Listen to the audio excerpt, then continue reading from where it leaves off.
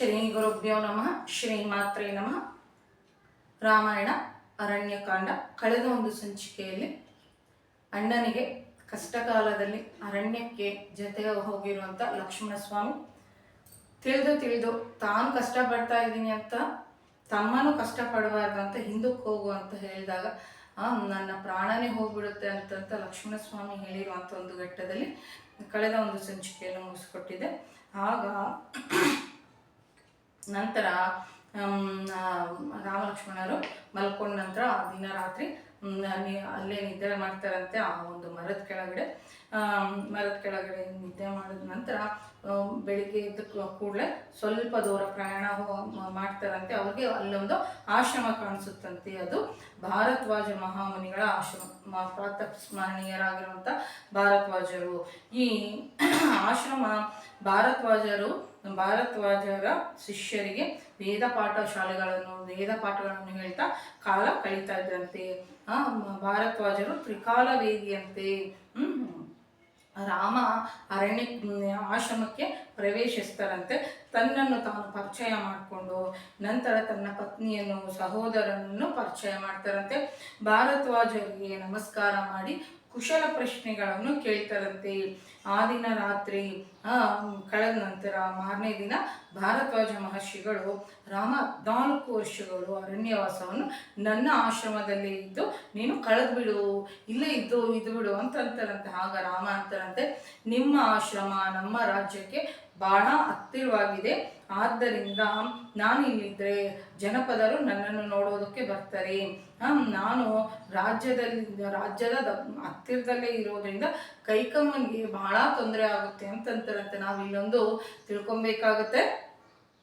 ಆಗಿನ ಕಾಲದಲ್ಲಿ ತ್ರೇತಾಯುಗದಲ್ಲಿ ಅಂತಂದರೆ ಕೆಲವಷ್ಟು ಕಾಲದ ಹಿಂದೆ ತನಕನು ತ್ರೇತಾಯುಗದಲ್ಲಿ ಮಹನೀಯರ ಎಲ್ಲಾದರೂ ಧರ್ಮಾತ್ಮರಿದ್ದರೆ ಅವರನ್ನು ನೋಡೋದಕ್ಕೆ ಜನ ತಂಡೋಪತಂಡವಾಗಿ ಹೋಗ್ತಾ ಇದ್ರಂತೆ. ಆದರೆ ಇವಾಗ ಮಹನೀಯರು ಜಗದ್ಗುರುಗಳು ಬನ್ರಿ ಅಂತ ಕರಿಬೇಕಾಗುತ್ತೆ. ಆದರೆ ಸಿನಿಮಾ ಆ್ಯಕ್ಟರ್ಗಳನ್ನ ಮಾತ್ರ ನೂಕುನುಗ್ಗಲು, ಕ್ರಿಕೆಟರ್ಸು ಸಿನಿಮಾ ಆ್ಯಕ್ಟರ್ಗಳನ್ನ ಮಾತ್ರ ನೂಕುನುಗ್ಗಲಾಗಿ ಹೋಗಿ ನೋಡ್ಕೊಂಬರೋ ಅಂತ ಒಂದು ಸಂಪ್ರದಾಯ ಇದೆ. ನೋಡ್ರಿ, ರಾಮಕೃಷ್ಣ ಪರಮಹಂಸರು ಜೀವಿಸಿರುವಂಥ ಕಾಲದಲ್ಲಿ ಅವರು ಎಲ್ಲೆಲ್ಲಿ ಹಳ್ಳಿಗಳಿಗೆ ಹೋದರೆ ಅವರ ಒಂದು ಬ್ರಹ್ಮ ತೇಜಸ್ಸನ್ನು ನೋಡೋದಕ್ಕೋಸ್ಕರ ಸುತ್ತುಪಕ್ಕಲ ಇರುವಂಥ ಹಳ್ಳಿಗಳಲ್ಲಿ ಇರುವಂಥವರೆಲ್ಲ ಬಂದು ಅವ್ರನ್ನ ದರ್ಶನ ಮಾಡ್ಕೊಂಡು ಹೋಗ್ತಾ ಇದ್ರು ಅಂತ ನಾವು ಕೂಡ ಧರ್ಮಾತ್ಮರಲ್ಲಿದ್ದಾರೆ ಅಂತಂದ್ರೆ ಅವ್ರನ್ನ ದರ್ಶನ ಮಾಡಿಕೊಂಡು ಅವರ ದರ್ಶನ ಮಾತ್ರದಿಂದಲೇ ನಮಗೆ ಅನೇಕ ಪಾಪಗಳು ಹೋಗುತ್ತೆ ಅಂತ ನಾನು ಇಲ್ಲಿ ತಿಳಿಸ್ಕೊಡ್ತಾ ಇದ್ದೀನಿ. ಕತೆ ಮುಂದೆ ಹೋಗೋಣಂತೆ. ರಾಮ ಅಲ್ಲಿರೋದ್ರಿಂದ ಭಾರದ್ವಾಜರ ಆಶ್ರಮಕ್ಕೆ ಜನಪದರು ಬರೋದ್ರಿಂದ ಮತ್ತೆ ಕೈಕಮ್ಮನಿಗೆ ಬಹಳ ತೊಂದರೆ ಆಗುತ್ತೆ. ಆದ್ದರಿಂದ ನನಗೆ ನಿರ್ಜನವಾಗಿರುವಂಥ ಯಾರೂ ಇಲ್ಲದೆ ಇರುವಂಥ ಪ್ರದೇಶಕ್ಕೆ ಹೋಗ್ತೀನಿ. ಆದ್ದರಿಂದ ಕ್ರೂರ ಮೃಗಗಳಿಂದ ರಾಕ್ಷಸರಿಂದ ಯಾವುದೇ ನಮಗೆ ತೊಂದರೆ ಇಲ್ಲದೆ ಇರುವಂಥ ಒಂದು ಯೋಗ್ಯವಾಗಿರುವಂಥ ಪ್ರದೇಶವನ್ನು ನೀವು ನಿರ್ಣಯಿಸಿರಿ. ನಾನು ಅಲ್ಲಿ ಪರ್ಣಶಾಲೆಯನ್ನು ಕಟ್ಕೊತೀನಿ ಅಂತ ಹೇಳ್ತಾರಂತೆ. ರಾಮಾಯಣದಲ್ಲಿ ನಾವೊಂದು ಗಮನಿಸಬೇಕಾಗುತ್ತೆ. ಎಲ್ಲೆಲ್ಲಿ ರಾಮಾಯಣ ನಿಂತು ಹೋಗುತ್ತೆ, ಇನ್ನು ಕತೆ ಮುಗಿದೋಗುತ್ತೆ, ಕತೆ ಮುಂದೆ ಏನೋ ಹೋಗೋದಿಲ್ಲ ಅಂತಂದ್ರೆ ಒಂದು ಹೆಣ್ಣಿನ ಪಾತ್ರ ಬಂದ್ಬಿಟ್ಟು ಮುಂದುವರಿಯೋದಕ್ಕೆ ಕಾರಣ ಆಗ್ತಾರೆ. ಕತೆ ಮುಂದೆ ಹೋಗೋದಕ್ಕೆ ಇಲ್ಲಿ ಮಂದರ ಮತ್ತು ಕೈಕಮ್ಮ ಕಾರಣ ಆಗ್ತಾರೆ. ಮಂದರ ಮತ್ತು ಕೈಕಮ್ಮ ಇಲ್ಲ ಅಂತಂದಿದ್ರೆ ರಾಮನ ರಾಜ್ಯಾಭಿಷೇಕ ಆಗ್ತಾ ಇತ್ತು. ಅವರು ಕೆಲವು ಸಾವಿರ ವರ್ಷಗಳು ರಾಜ್ಯವನ್ನು ಆಳ್ತಾ ಇದ್ರು. ನಾವು ಹೊಸದಾಗಿ ಏನು ಹೇಳ್ಕೊಬೇಕಾಗಿರ್ಲಿಲ್ಲ. ಕೋಟಿ ರಾಜರು ಬರ್ತಾ ಇದ್ರು, ಹೋಗ್ತಾ ಇದ್ರು. ಅದೇ ರೀತಿ ರಾಮನ ಒಂದು ಜೀವನವನ್ನು ಹೆಜ್ಜೆಗೂ ಒಂದು ಜೀವನದ ಒಂದೊಂದು ಹಂತದಿಂದ ಮತ್ತೊಂದು ಹಂತವನ್ನು ಯಾರು ನಿರ್ಣಯಿಸಿದ್ದಾರೆ ಅಂತಂದ್ರೆ ಮಹರ್ಷಿಗಳು ನಿರ್ಣಯಿಸಿದ್ದಾರೆ ಅಂತ ನಾವಿಲ್ಲಿ ತಿಳ್ಕೊಬೇಕಾಗುತ್ತೆ. ಪ್ರತಿಯೊಂದು ಹೆಜ್ಜೆನು ಮಹರ್ಷಿಗಳೇ ರಾಮನ ಒಂದು ಜೀವನವನ್ನು ನಿರ್ಣಯಿಸಿದ್ದಾರೆ ಅಂತ ನಾವಿಲ್ಲಿ ತಿಳ್ಕೊಬೇಕಾಗುತ್ತೆ. ಆಗ ಭಾರದ್ವಾಜರು ಈಗ ಹೇಳ್ತಾರಂತೆ, ಇಲ್ಲಿಂದ ಹೊರಡ್ಬಿಟ್ಟು ಯಮುನಾ ನದಿಯನ್ನು ದಾಟ್ಬಿಟ್ಟು ಸ್ವಲ್ಪ ಮುಂದಕ್ಕೆ ಹೋದ್ರೆ ನಿಮಗೆ ಒಂದು ದೊಡ್ಡ ಆಲದ ಮರ ಕಾಣಿಸುತ್ತೆ. ಆ ಮರಕ್ಕೆ ಒಂದು ಸಾರಿ ಪ್ರದಕ್ಷಿಣೆ ಮಾಡ್ಕೊಂಡು ಮುಂದಕ್ಕೆ ಹೋಗ್ರಿ. ಅಲ್ಲಿ ನೀಲ ಅನ್ನುವಂಥ ವನ ಕಾಣಿಸುತ್ತೆ. ಈ ವನದಲ್ಲಿ ಮೋದುಗ ಗಿಡಗಳು, ಹೆಚ್ಚು ಬೇರೆ ಬೇರೆ ರೇಗಿ ಗಿಡಗಳು ಹೆಚ್ಚಾಗಿರ್ತವೆ. ಇನ್ನು ಸ್ವಲ್ಪ ಮುಂದಕ್ಕೆ ಹೋದರೆ ಅಲ್ಲಿ ಎಲ್ಲಿ ನೋಡಿದ್ರು ನೀರು ಮರಗಳು ಕಾಣಿಸ್ತಾ ಇರ್ತಾರೆ. ಅಲ್ಲಿಂದ ನೋಡಿದ್ರೆ ಚಿತ್ರಕೂಟ ಪರ್ವತ ಕಾಣಿಸುತ್ತೆ. ನೀವೆಲ್ಲರೂ ಆ ಚಿತ್ರಕೂಟ ಪರ್ವತಕ್ಕೆ ಸೇರಿಕೊಂಡ್ರೆ ಅಲ್ಲಿ ವಾಲ್ಮೀಕಿ ಮಹರ್ಷಿ ಆಶ್ರಮ ಇರುತ್ತೆ. ವಾಲ್ಮೀಕಿ ಮಹರ್ಷಿಗಳು ರಾಮನ ಸಮಕಾಲೀನರು ಅಂತ ಹೇಳೋದಕ್ಕೆ ರಾಮಾಯಣದಲ್ಲಿ 2-3 ಉದಾಹರಣೆ ಬರುತ್ತೆ ಅಂತ ನಾನು ರಾಮಾಯಣ ಒಂದು ಪ್ರಾರಂಭದಲ್ಲೇ ನಾನು ಹೇಳಿದ್ದೆ. ಇಲ್ಲಿ ನೋಡ್ರಿ, ಚಿತ್ರಕೂಟ ಪರ್ವತದಲ್ಲಿ ವಾಲ್ಮೀಕಿ ಮಹರ್ಷಿಗಳ ಆಶ್ರಮ ಇರುತ್ತೆ ಅಂತ ಹೇಳ್ತಾ ಇದ್ದಾರೆ. ವಾಲ್ಮೀಕಿ ಮಹರ್ಷಿಗಳ ಆಶ್ರಮ ಇರುತ್ತೆ. ಆ ಆಶ್ರಮದ ಪಕ್ಕದಲ್ಲಿ ನೀವು ಒಂದು ಯೋಗ್ಯವಾಗಿರುವಂತಹ ಸ್ಥಳವನ್ನು ನೋಡಿಕೊಂಡು ಆಶ್ರಮವನ್ನು ನಿರ್ಮಾಣ ಮಾಡಿಕೊಳ್ರಿ. ಆ ಪ್ರದೇಶದಲ್ಲಿ ಆನೆಗಳು, ಕೊಂಡಮುಚ್ಚುಣಿಗಳು, ಕೋತಿಗಳು, ಬಂಗಾರು ಚುಕ್ಕೆ ಇರುವಂತಹ ಜಿಂಕೆಗಳು ತಿರುಗ್ತಾ ಇರುತ್ತೆ. ನಿಮಗೆ ಬೇಕಾಗಿರುವಂತಹ ಆಹಾರ ಸಿಗುತ್ತೆ. ಸ್ವಚ್ಛವಾಗಿರುವಂತಹ ಗಾಳಿ, ಜಲ ಪ್ರವಹಿಸ್ತಾ ಇರುತ್ತೆ. ಈ ಅರಣ್ಯಕ್ಕೆ ನಾನು ಬಹಳ ಸಾರಿ ಹೋಗಿದ್ದೀನಿ. ನೀವು ಅಲ್ಲಿ ಕಾಡ್ಚಿಚ್ಚು ಹುಟ್ಟೋದಿಲ್ಲ. ಆದ್ದರಿಂದ ನೀವು ಅಲ್ಲಿ ಪರ್ಣಶಾಲೆಯನ್ನು ನಿರ್ಮಾಣ ಮಾಡ್ಕೊಳ್ರಿ ಅಂತ ಹೇಳ್ತಾರೆ. ಪರ್ಣಶಾಲೆಯನ್ನು ನಿರ್ಮಾಣ ಮಾಡ್ಕೊಳ್ರಿ ಅಂತ ಹೇಳ್ತಾರೆ. ಭಾರದ್ವಾಜರು ಹೇಳಿರೋ ಪ್ರಕಾರ ಪರ್ಣಶಾಲೆಯನ್ನು ನಿರ್ಮಾಣ ಮಾಡ್ಕೊಳೋದಕ್ಕೋಸ್ಕರ ಸೀತಾರಾಮ ಲಕ್ಷ್ಮಣರು ಆತನ ನಮಸ್ಕಾರ ಮಾಡಿಬಿಟ್ಟು ಹೊರಟು ಬಿಡ್ತಾರಂತೆ. ಚಿತ್ರಕೂಟ ಪರ್ವತಕ್ಕೆ ಸೇರ್ಕೊಳ್ತಾರಂತೆ. ಲಕ್ಷ್ಮಣ ಒಂದು ಒಳ್ಳೆಯದಾಗಿರುವಂಥ ಪರ್ಣಶಾಲೆಯನ್ನು ನಿರ್ಮಾಣಿಸ್ತಾರಂತೆ. ಪರ್ಣಶಾಲೆಗೆ ವಾಸ್ತು ಹೋಮವನ್ನು ಮಾಡಿಬಿಟ್ಟು ಗೃಹ ಪ್ರವೇಶ ಮಾಡ್ತಾರಂತೆ. ಈ ನಂತರ ವಾಲ್ಮೀಕಿ ಮಹರ್ಷಿಗಳು ಈ ಆಶ್ರಮವನ್ನು ಸಂದರ್ಶನ ಮಾಡ್ತಾರೆ. ವಾಲ್ಮೀಕಿ ಮಹರ್ಷಿಯ ಒಂದು ಆಗಮನದಿಂದ ಎಲ್ಲರೂ ಸಂತೋಷವಾಗಿರ್ತಾರೆ ಅಂತ ಹೇಳ್ತಾರೆ. ಅಂದರೆ ವಾಲ್ಮೀಕಿ ಮಹರ್ಷಿಗಳು ಮತ್ತೆ ಯಾಕೆ, ನಮ್ಗೆ ಇಲ್ಲೊಂದು ಅನುಮಾನ ಬರುತ್ತೆ. ಏನು ಅಂತಂತಂದ್ರೆ, ವಾಲ್ಮೀಕಿ ಮಹರ್ಷಿಗಳು ರಾಮಾಯಣದಲ್ಲಿ ಅಂತರ್ಭಾಗವಾಗಿದೆಯಲ್ವ, ರಾಮನನ್ನು ವಾಲ್ಮೀಕಿ ಮಹರ್ಷಿಗಳು ಭೇಟಿಯಾಗಿದ್ರು. ಮತ್ತೆ ಯಾಕೆ ನಾರದ ಮಹರ್ಷಿಗಳ ಹತ್ರ ರಾಮಚರಿತ್ರೆಯನ್ನು ತಿಳ್ಕೊಬೇಕು ಅಂತ ರಾಮಚರಿತ್ರೆಯನ್ನು ತಿಳ್ಕೊಂಡ್ರು ಅಂತ ನಮಗೆ ಅನುಮಾನ ಬರುತ್ತೆ. ವಾಲ್ಮೀಕಿ ಮಹರ್ಷಿಗಳು ಮತ್ತು ಯಾರು ರಾಮ ಭೇಟಿಯಾದಾಗ ರಾಮ ಬರೀ ಅರಣ್ಯವಾಸಕ್ಕೆ ಬಂದಿರ್ತಾರಷ್ಟೇ. ಮತ್ತೆ ಸೀತಾಪಹರಣ ಆಗುವಂಥದ್ದು, ಹನುಮಂತ ಬರುವಂಥದ್ದು, ಸುಗ್ರೀವನೊಂದಿಗೆ ಸ್ನೇಹ ಮಾಡುವಂಥದ್ದು, ಹನುಮಂತ ಏನೋ ಸಮುದ್ರ ಲಂಘನ ಮಾಡುವಂಥದ್ದು, ಮತ್ತೆ ಲಂಕೆಗೆ ಹೋಗಿ ಯುದ್ಧ ಮಾಡುವಂಥದ್ದು ಯಾವುದೂ ನಡೆದಿರೋದಿಲ್ಲ. ಅದಕ್ಕೋಸ್ಕರನೇ ಇವು ಭೇಟಿಯಾಗಿರುವಂಥ ಸಂದರ್ಭದಲ್ಲಿ ಇವೆಲ್ಲ ನಡೆದೇ ಇರೋದಕ್ಕೆ ಸಾಧಾರಣವಾಗಿರುವಂಥ ಒಬ್ಬ ರಾಜ ಹೇಗೆ ರಾಜನ ಮಗನ ಹೇಗೆ ಟ್ರೀಟ್ ಮಾಡಿರ್ತಾರೋ ಅದೇ ಥರ ವಾಲ್ಮೀಕಿ ಮಹರ್ಷಿಗಳು ಅವ್ರನ್ನೂ ಹಾಗೆ ತಿಳ್ಕೊಂಡಿರ್ತಾರೆ. ಮತ್ತೆ ಈ ಸಂದೇಹ ಹೋಗ್ಲಾಡಿಸ್ಕೊಳೋದಕ್ಕೋಸ್ಕರನೇ ಯಾವುದೋ ನಾರದ ಮಹರ್ಷಿ ಹತ್ರ 16 ಗುಣವುಳ್ಳ ಮನುಷ್ಯರು ಯಾರನ್ನಾದ್ರೂ ತಿಳಿಸ್ರಿ ಅಂತ ಹೇಳ್ತಾರೆ. ಇಲ್ಲಿ ರಾಮಾಯಣ ಏನು 100% ನಡೆದಿರೋದು ನಿಜ ಅಂತಂದ್ರೆ, ಇದು ನಡೆದಿರೋದು ನಿಜ ಅಂತ ಯಾವುದು ನಿರೂಪಣೆ ಮಾಡ್ತಾ ಇದೆ ಅಂತಂದ್ರೆ, ರಾಮಾಯಣವನ್ನು ರಚನೆ ಮಾಡಿರುವಂಥ ವಾಲ್ಮೀಕಿ ಮಹರ್ಷಿಗಳು ನೀನು ರಾಮನನ್ನು ಭೇಟಿಯಾಗಿರೋದೇ ಒಂದು ದೊಡ್ಡ ಸಾಕ್ಷಿಯಾಗಿ ನಾವು ಇಲ್ಲಿ ತಿಳ್ಕೊಬೇಕಾಗುತ್ತೆ. ಅಂತಂದರೆ ಒಂದು ನಮಗೆಲ್ಲರಿಗೂ ಏನೊಂದು ಅನುಮಾನ ಅಂತಂದರೆ, ರಾಮಾಯಣ ಆಗಲಿ ಮಹಾಭಾರತ ಆಗಲಿ ವ್ಯಾಸ ಮಹರ್ಷಿಗಳಾಗಲಿ ವಸಿಷ್ಠ ಮಹರ್ಷಿಗಳಾಗಲಿ ವಾಲ್ಮೀಕಿ ಮಹರ್ಷಿಗಳಾಗಲಿ ಅವರು ಊಹಿಸಿ ಬರೆದಿದ್ದಾರೆ ಅಂತ ನಮಗೆ ಭಾಳಷ್ಟು ನಮ್ಗೆ ಅನುಮಾನ ಇರುತ್ತೆ. ಅನುಮಾನ ಇರೋದು ಒಳ್ಳೆಯದೇ. ಅದನ್ನು ಅನುಮಾನ ತೀರಿಸ್ಕೊಂಡ ನಂತರನೇ ನಾವು ಇದು ಮಾಡಬೇಕಾಗುತ್ತೆ, ನಾವು ನಂಬಬೇಕಾಗುತ್ತೆ. ಅದು ಒಳ್ಳೆ ಪದ್ಧತಿ. ಅನುಮಾನ ಇಟ್ಕೊಂಡು ನಾವು ಭಗವಂತನ ನಂಬೋದಕ್ಕಾಗೋದಿಲ್ವಲ್ಲ. ಆದರೆ ಇಲ್ಲಿ ಆ ಪಾತ್ರಗಳು ಆ ಕಥೆಯಲ್ಲಿ ಬಂದೋಗೋದ್ರಿಂದ, ಆ ಕಥೆಯಲ್ಲಿರುವಂಥ ಪಾತ್ರಗಳು ಯಾವ್ಯಾವ ಪ್ರಮುಖವಾಗಿರುವಂಥ ಪಾತ್ರಗಳನ್ನು ಭೇಟಿ ಆಗೋದ್ರಿಂದ ಅವು ಊಹಿಸಿ ಬರೋದಿಲ್ಲ, ನಿಜವಾಗ್ಲೂ ಈ ಭೂಮಿ ಮೇಲೆ ನಡೆದಿದೆ ಅಂತ ನಾವಿಲ್ಲಿ ತಿಳ್ಕೊಬೇಕಾಗುತ್ತೆ. ನಂತರ ಕತೆ ಬರೋಣಂತೆ. ಇಲ್ಲಿ ಸಮಂತ್ರ ಅಯೋಧ್ಯಕ್ಕೆ ತಿರುಗಿ ಬಂದು ರಾಮ ಲಕ್ಷ್ಮಣರು ಸೀತಾ ಸಹಿತರಾಗಿ ಗಂಗೆಯನ್ನು ದಾಟಿ ಅರಣ್ಯಕ್ಕೆ ಹೋಗಿದ್ದಾರೆ ಅಂತ ದಶರಥ ಮಹಾರಾಜನನ್ನು ಹೇಳ್ತಾರಂತೆ. ಆಗ ದಶರಥ ಕೇಳ್ತಾನಂತೆ, ರಾಮ ಹೇಗಿದ್ದಾನೆ ಅಂತ ದಶರಥ ಸುಮಂತ್ರನನ್ನು ಕೇಳಿದಾಗ ಸಮಂತ್ರ ಹೇಳ್ತಾನಂತೆ, ರಾಮ ನಿಮಗೆ ನಮಸ್ಕಾರ ಹೇಳಿದ್ದಾನೆ, ಕೌಸಲ್ಯ ಮಾತೆಯನ್ನು ಜಾಗ್ರತೆಯಿಂದ ನೋಡ್ಕೋಬೇಕಂತೆ. ಕೌಸಲ್ಯ, ಸುಮಿತ್ರ, ಕೈಕೇಯಲ್ಲಿ ತನಗೆ ಇಂತಹ ಭೇದ ಭಾವ ಇಲ್ಲ, ಭರತನನ್ನು ಕುಶಲವನ್ನು ಕೇಳಿದ್ದಾರೆ ಅಂತ ಹೇಳು. ಈ ಮಾತನ್ನು ಕೇಳಿರುವಂಥ ದಶರಥರು ಲಕ್ಷ್ಮಣ ಏನಂದ ಅಂತ ಕೇಳಿದ್ರಂತೆ. ಕೇಳಿದಾಗ ಲಕ್ಷ್ಮಣ ಹಡಗನ್ನು ಹತ್ತುತ್ತಾ, ನಮ್ಮ ತಂದೆ ಕಾಮಕ್ಕೆ ಒಳಗಾಗ್ಬಿಟ್ಟು ಸಕಲ ಗುಣಾಭಿರಾಮನನ್ನು ರಾಜ್ಯದಿಂದ ಹೊರಗಡೆ ಕಳಿಸ್ಬಿಟ್ಟಿದ್ದಾರೆ, ಅದಕ್ಕಾಗಿ ಆತನನ್ನು ನಾನು ತಂದೆಯಾಗಿ ಅಂಗೀಕರಿಸ್ತಾ ಇಲ್ಲ. ಇನ್ನು ನಾನು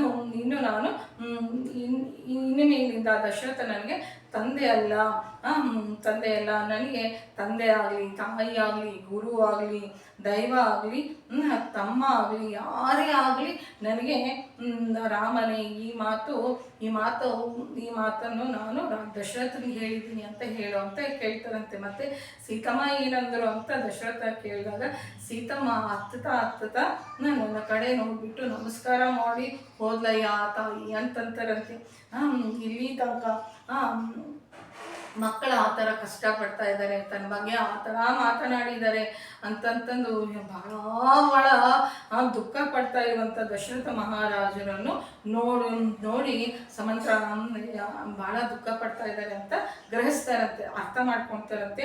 ರಾಜನನ್ನು ಸಮಾಧಾನ ಮಾಡೋದಕ್ಕೋಸ್ಕರ ಸಮಂತ್ರ ಏನಂತಾರಂತೆ, ಏನಿಲ್ಲಯ್ಯ, ಅವರು ಬಹಳ ಸಂತೋಷದಿಂದ ಇದ್ದಾರೆ, ರಾಮನೊಂದಿಗೆ ಸೀತಮ್ಮ ಬಹಳ ಸಂತೋಷದಿಂದ ನಡೀತಾ ಇದ್ದಾಳೆ, ಈ ವನಗಳನ್ನು ಉಪವನಗಳನ್ನು ಎಲ್ಲವನ್ನು ನೋಡ್ತಾ ಇದ್ದಾಳೆ.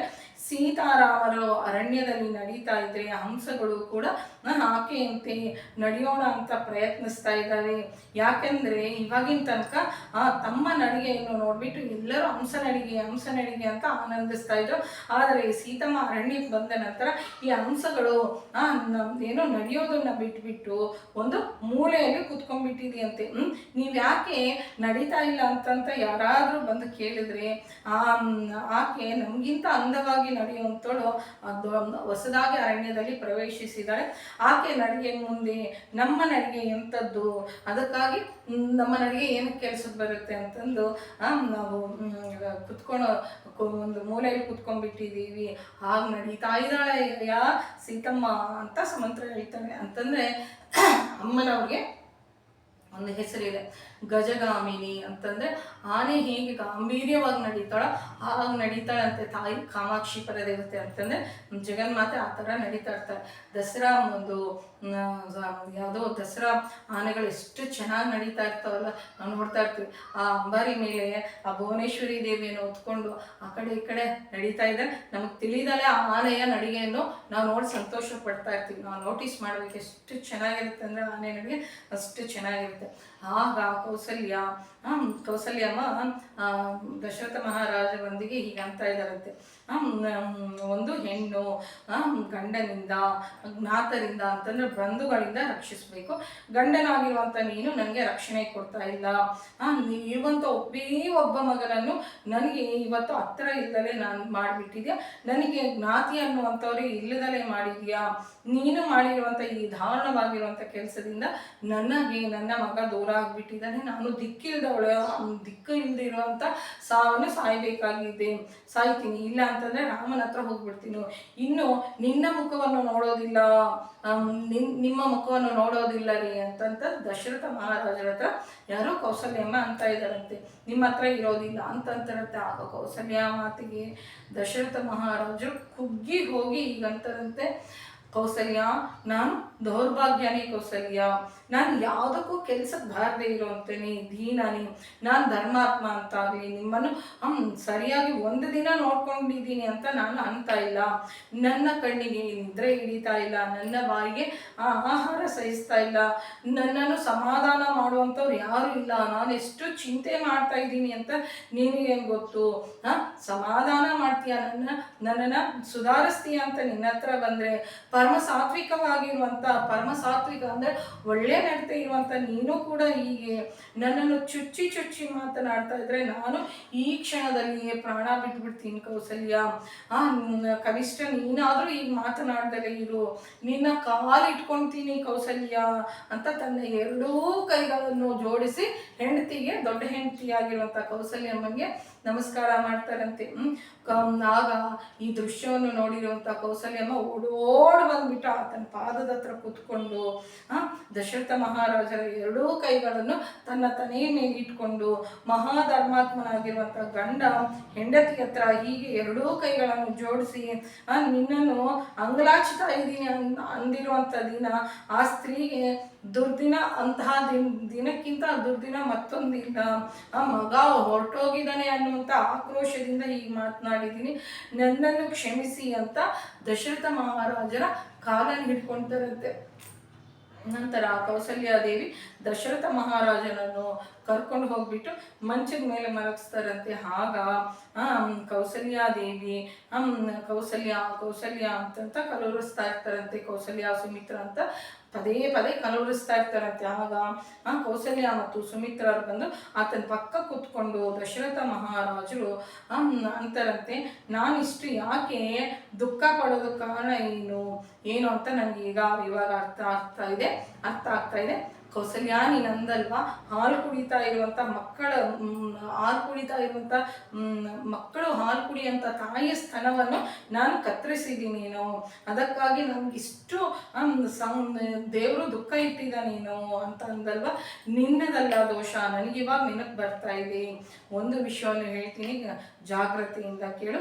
ನಾನು ಯೌವನದಲ್ಲಿ ಇರಬೇಕಾದ್ರೆ ಒಂದು ಬಾರಿ ಬೇಟೆ ಆಡಬೇಕು ಅಂತ ಚೆನ್ನಾಗಿ ಅನ್ನಿಸ್ತು. ಅವಾಗ ಮಳೆ ಬಿದ್ದುಬಿಟ್ಟು ಭೂಮಿ ಎಲ್ಲ ಹಸಿನಾಗಿತ್ತು. ಕ್ರೂರ ಜಂತುಗಳು ತಪ್ಪದಲ್ಲೇ ನೀರು ಕುಡಿಯೋದಕ್ಕೆ ಹೊರಗಡೆ ಬರ್ತವೆ ಅಂತ ಆ ರಾತ್ರಿ ಎಲ್ಲ ಧನಸ್ಸನ್ನು ಇಟ್ಕೊಂಡು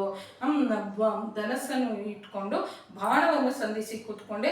ಬೆಳಕರಿಯೋ ತನಕ ಯಾವ ಮೃಗವು ಬಂದಿರೋ ಥರ ನನಗೆ ಕಾಣಿಸ್ಲಿಲ್ಲ. ಬೆಳಕರಿಬೇಕಾದ್ರೆ ಗುಡು ಗುಡು ಗುಡು ಅನ್ನುವಂಥ ಶಬ್ದ ಕೇಳಿಸ್ತು. ಆಗ ನನಗೆ ಅದು ಇನ್ನೂ ಭಾಳ ಕತ್ತಲೆ ಇತ್ತು. ಆನೆ ಸೊಂಡಿಲನ್ನು ಹಿಡಿದು ನೀರು ಕುಡಿತಾ ಇದೆ ಅಂತ ನನಗನ್ನಿಸ್ತು. ನನಗೆ ಶಬ್ದವೇದಿ ವಿದ್ಯೆ ಗೊತ್ತು ಅಂತಂದರೆ ಯಾವ ಕಡೆಯಿಂದ ಎಷ್ಟು ದೂರದಲ್ಲಿ ಶಬ್ದ ಬರ್ತಾ ಇದೆ ಅಂತಂತಂದು ಶಬ್ದವೇದಿ ಅನ್ನುವಂಥದ್ದು ಭಾರತ ದೇಶದಲ್ಲಿ ಒಂದು ಭಾಳ ಪ್ರಖ್ಯಾತಿ ಹೊಂದಿರುವಂಥ ವಿದ್ಯೆ ಇತ್ತು ಕೆಲವಷ್ಟು ವರ್ಷಗಳ ಹಿಂದೆ. ಈಗಲೂ ಕೇರಳದಲ್ಲಿ ಅದು ಜೀವಂತವಾಗಿದೆ ಅಂತ ಪಡಲಾಗುತ್ತದೆ. ಗಾಂಧಾರಿ ವಿದ್ಯೆ ಅಂತಂತ ಕೂಡ ಇದನ್ನು ಅಂತಾರೆ. ಕಣ್ಣು ಮುಚ್ಕೊಂಡು ಯಾವ್ಯಾವ ವಸ್ತುಗಳು ಎಲ್ಲೆಲ್ಲಿದೆ ಅಂತಂತ ಕೂಡ ಇದು ಮಾಡ್ತಾರೆ. ಇದನ್ನು ಕಲಿಸ್ಕೊಡ್ತಾರೆ. ಅದಕ್ಕಾಗಿ ಏನೋ ಗುಡುಗುಡು ಅಂತ ಶಬ್ದ ಕೇಳಿಸ್ತು. ನನಗೆ ಶಬ್ದವೇದಿ ವಿದ್ಯೆ ಗೊತ್ತು. ಅದಕ್ಕಾಗಿ ಶಬ್ದವನ್ನು ಹಿಡಿದ್ಬಿಟ್ಟು ಆನೆ ಅಂತ ಅಂದ್ಕೊಂಡು ಅದರ ಕುಂಭಸ್ಥಳಕ್ಕೆ ನಾನು ಬಾಣ ಪ್ರಯೋಗ ಮಾಡಿದೆ. ಆನೆಯ ಘೀಂಕಾರ ಕೇಳಿಸುತ್ತೆ ಅಂತಂದರೆ ಒಬ್ಬ ಮನುಷ್ಯನ ಆರ್ತನಾದ ಕೇಳಿಸ್ಬಿಡ್ತು. ನಾನು ಭಯ ಪಟ್ಬಿಟ್ಟು ಅಲ್ಲಿ ಹೋಗಿ ನೋಡೋಷ್ಟರಲ್ಲಿ ಒಬ್ಬ ಎದೆಯಲ್ಲಿ ಬಾಣ ಚುಚ್ಕೊಂಡು ಒಬ್ಬ ಮುನಿಕುಮಾರ ನದಿಯ ತೀರದಲ್ಲಿ ಒದ್ದಾಡ್ತಾ ಇರೋದನ್ನ, ಬಾಣ ತಗಲಿ ಒದ್ದಾಡ್ತಾ ಇರೋದನ್ನ ನಾನು ನೋಡ್ತೀನಿ. ನಾನು ಭಯ ಪಟ್ಕೊಂತ ಆತನ ಹತ್ರ ಹೋದೆ. ಆಗ ಆತ ನನ್ನನ್ನು, ನಾನು ಆ ಮುನಿಕುಮಾರ ಅಂತನೇ ನಾನು ತಪಸ್ಸು ಮಾಡ್ಕೊತಾ ಇದ್ದೆ. ನಾನು ನನ್ನ ತಂದೆ ತಾಯಿಗಳನ್ನು ಪೋಷಿಸ್ತಾ ಇದ್ದೆ. ಇಂತಹ ನನ್ನನ್ನು ನಿಷ್ಕಾರಣವಾಗಿ ಬಾಣ ಇಟ್ಟು ಯಾಕೆ ಹೊಡೆದೆ ಅಂತ ಕೇಳಿದ್ರಂತೆ. ಆಗ ನಾನು ಹೊಡಿಬೇಕು ಅಂತ ನಿನ್ನನ್ನು ಹೊಡಿಲಿಲ್ಲ, ಆನೆ ನೀರು ಕುಡಿತಾ ಇದೆ ಅಂತ ಅಂದ್ಕೊಂಡು ಅಪಾರ್ಥ ಮಾಡಿಕೊಂಡು ನಾನು ಬಾಣ ಬಿಟ್ಬಿಟ್ಟೆ. ನನ್ನ ದುರದೃಷ್ಟಕ್ಕೆ ಆ ಬಾಣ ನಿನಗೆ ತಗಲಿದೆ ಅಂತ ಭಯ ಪಟ್ಕೊಂತ ನಿಂತ್ಕೊಳ್ತಾರಂತೆ. ಆಗ ಮುನಿಕುಮಾರ ನನ್ನನ್ನು ನೋಡ್ಬಿಟ್ಟು, ನೀನು ಭಯ ಪಡಬೇಡ, ನಿನಗೆ ಬ್ರಹ್ಮಹತ್ಯೆ ಮಹಾದೋಷ ಇಲ್ಲ. ಯಾಕೆಂದರೆ ನನ್ನ ತಂದೆ ಒಬ್ಬ ವೈಶ್ಯ, ನನ್ನ ತಾಯಿ ಶೂದ್ರಶ್ರೀ, ಆದ್ದರಿಂದ ಶಪಿಸುವಂಥ ಅಧಿಕಾರ ನನಗಿಲ್ಲ. ಆದರೆ ನನ್ನ ತಂದೆ ತಾಯಿ ಇಬ್ಬರು ಅಂದರು ಅರಣ್ಯದಲ್ಲಿ ಕೂತ್ಕೊಂಡಿದ್ದಾರೆ. ಪ್ರತಿದಿನ ನಾನು ಗ್ರಂಥ ಪಾರಾಯಣ ಮಾಡ್ತಾ ಇದ್ರೆ ಅವರು ಕೇಳ್ತಾ ಇರ್ತಾರೆ. ನಾನು ಅವರಿಗೆ ಆಹಾರ ನೀರನ್ನು ತೆಗೆದುಕೊಂಡು ಹೋಗ್ತಾ ಇರ್ತೀನಿ. ಅವರು ಈಗ ಮಹಾದಾಹದಿಂದ ಇದ್ದಾರೆ. ಅದಕ್ಕಾಗಿ ನಾನು ಇಲ್ಲಿಗೆ ಬಂದಿದ್ದೀನಿ. ನೀನು ನೀರನ್ನು ತಗೊಂಡು ಹೋಗಿ ನನ್ನ ತಾಯಿ ತಂದೆ ಕೊಡು. ಈ ಬಾಣ ನನ್ನಲ್ಲಿ ಇರೋಷ್ಟು ಹೊತ್ತು ನನಗೆ ಭಾಳ ನೋವಾಗ್ತಾ ಇದೆ. ಆದ್ದರಿಂದ ಈ ನೋವನ್ನು ತಡ್ಕೊಳೋದಕ್ಕಾಗೋದಿಲ್ಲ. ನನ್ನ ಮೇಲೆ ದಯೆಯಿಂದ ಇದನ್ನು ತೆಗೆದು ಬಿಡು ಅಂತ ಕೇಳ್ತಾರಂತೆ.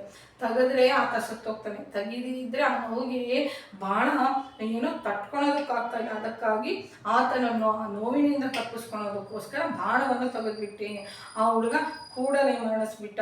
ಆಗ ನಾನು ನೀರಿನ ಒಂದು ಮಡಕೆಯನ್ನು ಇಟ್ಕೊಂಡು ತಂದೆ ತಾಯಿ ಹತ್ರ ಹೋಗ್ಬೇಕಾದ್ರೆ ನನ್ನ ಹೆಜ್ಜೆಯ ಶಬ್ದವನ್ನು ಕೇಳಿರುವಂಥ ಅಂಧರಾಗಿರುವಂಥ ತಂದೆ ತಾಯಿ, ಅಪ್ಪ ಇಷ್ಟೊತ್ತು ಯಾಕಾಯಿತು, ನಿಮ್ಮ ತಾಯಿ ನಿಮಗೋಸ್ಕರ ಚಿಂತೆ ಇಟ್ಕೊಂಡಿದ್ದಾಳೆ ಅಂತ ಮುನಿಕುಮಾರನ ತಂದೆ ಕೇಳಬೇಕಾದ್ರೆ ನಾನು ಇದ್ದದ್ದನ್ನು ಇದ್ದ ಹಾಗೆ ಹೇಳಿದೆ. ನನ್ನ ಹತ್ತಿರ ನನ್ನಿಂದ ತಪ್ಪು ನಡೆದೋಗ್ಬಿಟ್ಟಿದೆ, ನಿಮ್ಮ ಕುಮಾರನನ್ನು ಸಂಹರಿಸಿದ ನಾನೇ ಅಂತ ಹೇಳಿದೆ. ಆಗ ನಮ್ಮನ್ನು ನಮ್ಮ ಮಗನ ಕಳೇಬರ ಇರೋ ಹತ್ರ ತಗೊಂಡು ಹೋಗು ಅಂತ ಹೇಳ್ತಾರಂತೆ. ಆಗ ನಾನು ಅವರನ್ನು ಅವರ ಮಗನ ಒಂದು ಇದ್ರ ಹತ್ರ ದೇಹದ ಹತ್ರ ಕರ್ಕೊಂಡು ಹೋದಾಗ ಅವರು ರೋಧಿಸ್ತಾ ಇರ್ತಾರಂತೆ. ನಂತರ ಆ ತಂದೆ ನಾನಿರೋ ಕಡೆ ತಿರುಗಿಬಿಟ್ಟು ನಾನು ಹೀಗೆ ಹಾ ಕುಮಾರ ಅಂತ ಪುತ್ರ ಶೋಕದಿಂದ ಪ್ರಾಣ ಬಿಡ್ತಾ ಇದ್ದೀನೋ, ನೀನು ಕೂಡ ಹಾಗೆ ಅಳ್ತಾ ಅಳ್ತಾ ಹಾ ಕುಮಾರ ಅಂತ ಪ್ರಾಣವನ್ನು ಬಿಡು ಅಂತ ನನ್ನನ್ನು ಶಪಿಸ್ಬಿಡು. ಇಷ್ಟರೊಳಗೆ ಆ ಸ್ವರ್ಗದಿಂದ ಇಂದ್ರ ಬಂದ್ಬಿಟ್ಟು ನೀನು ತಂದೆ ತಾಯಿ ಮಾಡಿರುವಂಥ ಸೇವೆಯಿಂದ ನಿನಗೆ ಸ್ವರ್ಗಕ್ಕೆ ಕರ್ಕೊಂಡು ಹೋಗ್ತೀನಿ ಅಂತಂದು ಹೇಳ್ತಾನೆ. ಹೇಳಿ ತನ್ನ ರಥದಲ್ಲಿ ಸ್ವರ್ಗಕ್ಕೆ ಕರ್ಕೊಂಡು ಹೋಗ್ತಾರೆ. ಆ ವೃದ್ಧ ದಂಪತಿಗಳು ಆ ಮಕ್ಕಳಿಲ್ಲದೆ ಇರೋ, ಆಗ ನಾನು ಅಂದ್ಕೊಂಡೆ ಏನು ಅಂತಂತಂದ್ರೆ ಆ ಮಗನನ್ನು ಬಿಡ್ಲಾರ್ದಲ್ಲಿ ಇಬ್ಬರು ಬಿಟ್ಬಿಟ್ರು. ಆಗ ನನಗೆ ತಿಳಿಲಿಲ್ಲ ಕೌಸಲ್ಯ, ಹಾ ಕುಮಾರ ಅಂತ ಮರಣಿಸೋದು ಎಷ್ಟು ಕಷ್ಟ. ನನ್ಗೆ ಆಗ ಅನ್ನಿಸ್ತು ನನ್ನ ಮಕ್ಕಳು ಇಲ್ದಲೇ ಇರೋದು ಆಗೋದಿಲ್ಲ ಅಂತ. ಯಾರಿಗಾದ್ರೂ ಅಷ್ಟೇ ಅಲ್ವಾ, ಯಾರೋ ಬೇರೆಯವ್ರಿಗೆ ಜ್ವರ ಬಂದಿದೆ ಅಂತಂದ್ರೆ ಯಾಕಪ್ಪ ಇಷ್ಟು ಓವರಾಕ್ಷನ್ ಮಾಡ್ತಾ ಇದ್ದಾರೆ, ಸ್ವಲ್ಪ ಮೈ ಬೆಚ್ಚಗಾಗಿದೆ ಅಂತ.